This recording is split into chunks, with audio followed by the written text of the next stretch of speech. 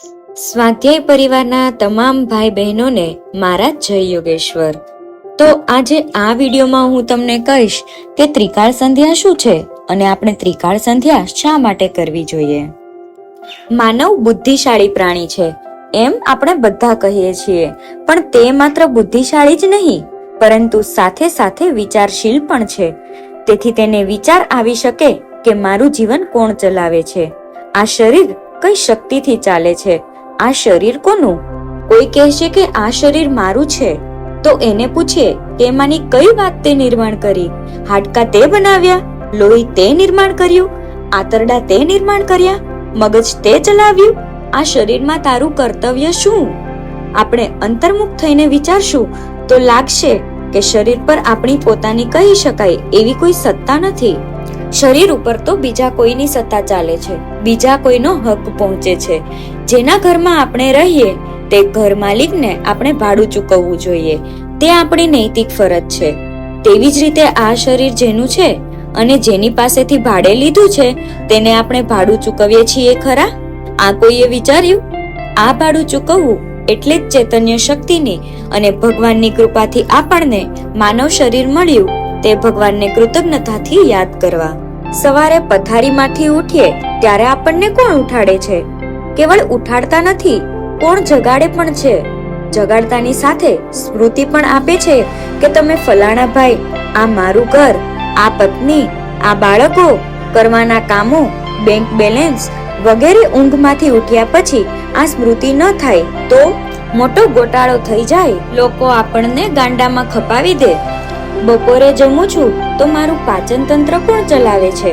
ખોરાકનું લાલ લોહી કોણ બનાવે છે? જુદા જુદા પ્રકારના ખોરાક હોવા છતાં પ્રત્યેક વ્યક્તિના લોહીનો રંગ માત્ર લાલ જ કેમ? તે કોણે કર્યું? મારું લોહી લાલ છે તેમ ફલાણા ભાઈનું પણ લોહી લાલ જ હશે. ખાધેલા ખોરાકનું લોહી બનાવીને જે જીવન શક્તિ આપી છે તેને ભાવપૂર્વક અને કૃતજ્ઞતાથી યાદ કરવા જોઈએ. રાત્રે પથારીમાં સૂતા જ આપણને ઘસઘસાટ ઊંઘ આવે છે. ઊંઘ ક્યારે ને કેવી રીતે આવે છે તેની આપણને કશી ખબર પડતી નથી. ઊંઘી ગયા પછી હું ફલાણા ભાઈ, આ મારું ઘર, આ પત્ની, બાળકો, કરવાના કામો, બેંક બેલેન્સ વગેરે બધું જ ભૂલી જઈએ છીએ, કારણ કે ભગવાન આપણને ઊંઘમાં વાત્સલ્યથી સાંભળે છે. તેથી આરામથી ઊંઘી શકીએ છીએ અને ઉઠતા જ ઉત્સાહનો સંચાર અનુભવીએ છીએ. આપણા ઘરે કોઈ સંબંધી આપણને મળવા આવે અને એ વખતે બાજુમાં આપણો બાબો રમતો હોય અને તેને ચોકલેટ આપે અને બાબો તે વ્યક્તિને થેન્ક યુ ન કહે તો તરત જ મમ્મી તેને થેન્ક યુ કહેવાનું કહેશે. એટલે આ મમ્મી કલ્ચર પણ કૃતજ્ઞતાનો ગુણ પ્રગટ કરવાનું શીખવાડે છે. ત્યારે જે ભગવાન આપણા જન્મતાની સાથે જ મૃત્યુ સુધીનું જીવન ચલાવે છે, જેમ કે શરીરમાં રહેલી દેવી શક્તિને કારણે હું ભોગવી શકું છું, સાંભળી શકું છું, જોઈ શકું છું, સૂંઘી શકું છું. આ શક્તિમાં જે કઈ અતિરિક્ત મૂલ્ય છે તે પ્લસ વેલ્યુ છે, તેને ભગવાન તરીકે માનવામાં આવે છે. આમ વિચારશીલ અને ચિંતનશીલ માનવને લાગે છે કે મારું જીવન ભગવાન ચલાવે છે. એટલું જ નહીં, સૃષ્ટિનો સર્જનહાર મારામાં આવીને વસ્યો છે અને જેના પ્રેમ અને વાત્સલ્યથી વર્ષા નીચે હું સુખથી જીવન જીવું છું. તેના ઉપકારોનું કૃતજ્ઞતાપૂર્વક ભાવથી સ્મરણ ન કરું તો કૃતજ્ઞ નહીં કહેવાઉં. એટલે માનવ જીવનની 3 મુખ્ય ક્રિયાઓ આ છે: સવારે વહેલા ઉઠવું, ભોજન કરવું અને રાત્રે વહેલા ઊંઘવું.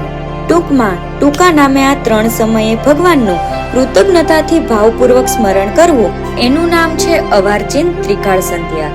ત્રિકાળ સંધ્યા કરવાથી પ્રભુ પ્રત્યેની કૃતજ્ઞતાનો ગુણ ખીલે છે, ભાવમયતા વધે છે, તેથી કૌટુંબિક ભાવ પણ વધે છે. આપણે આભાર માનીએ કે ન માનીએ, સવારે સૂરજ ઉગવાનો જ છે, ફૂલ ખીલવાના જ છે, પંખીના મીઠા કલરવથી વાતાવરણ સંગીતમય બનવાનું છે, ઋતુઓના ચક્ર ચાલવાના જ છે, વરસાદ પડવાનો જ છે, માટી ભીની થઈને મહેકી ઉઠવાની છે, સવારે સ્મૃતિ લઈને કોઈ બારણે ઊભું રહેવાનું છે, ભૂખ લાગતા કોળિયો અંદર જવાનો છે, લાલ લોહીમાં રૂપાંતર થવાનું છે, માણસ તો કામ કરવાનો જ છે, થાકવાનો જ છે, પથારી પર પડતા જ નિંદ્રાના ખોળે સરી જવાનો છે, કોઈનો હુફાળો હેત નીતરતો હાથ થાકને ભરી લેવાનો છે. કોણ કરે છે આ બધું? કોનો પ્રેમ પ્રવાહ વહી રહ્યો છે? આ કઈ શક્તિ જીવન તત્વને સાચવી રહી છે, સંભાળી રહી છે? તે શક્તિને કૃતજ્ઞ રહેવા જેટલો હું સભ્ય માણસ ન હોઉં તો હું સુધરેલો શાનો? મારા આભારની એ વૈશ્વિક શક્તિને આવશ્યકતા નથી, પણ મારા વિકાસ માટે આ ત્રિકાળ સંધ્યા આવશ્યક છે. સતત, નિયમિત અને સમજણપૂર્વક થતી ત્રિકાળ સંધ્યાના પરિણામે પ્રભુ સમીપતાના વિચારોનું દ્રઢીકરણ થાય છે. આનાથી પ્રભુના અસ્તિત્વનું, પ્રભુના સામીપ્યનું અને પ્રભુના સાનિધ્યનું જ્ઞાન થાય છે. લોહીના સંબંધ કરતા લોહી બનાવનારનો સંબંધ શ્રેષ્ઠ છે. આ વિચાર આપી આપણે બધા એક જ પ્રભુના સંતાન છીએ એ સમજણ પૂજ્ય દાદાએ ઊભી કરી છે.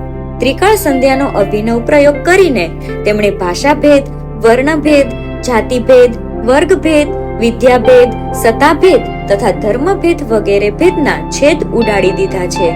આજે જ્યારે ભોગવેદ અથવા ભૌતિક, પ્રાગતિક અને કેવળ સ્વાર્થનો જ વિચાર પ્રત્યેક માણસ કરતો રહ્યો છે, ત્યારે ત્રિકાળ સંધ્યા દ્વારા પૂજ્ય દાદાએ આધ્યાત્મિક ક્રાંતિ કરી છે. ભક્તિ ઇઝ અ સોશિયલ ફોર્સ. ભક્તિ એ સામાજિક શક્તિ છે. ભક્તિથી જ સમાજના દરેક ક્ષેત્રમાં સાચી ક્રાંતિ થઈ શકે છે.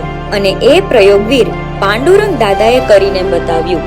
વ્યવહારુ, સુલભ, સર્વ જ માન્ય અને શાસ્ત્ર માન્ય જીવન પ્રણાલી ત્રિકાળ સંધ્યાના પ્રયોગ દ્વારા તેમણે ઊભી કરી.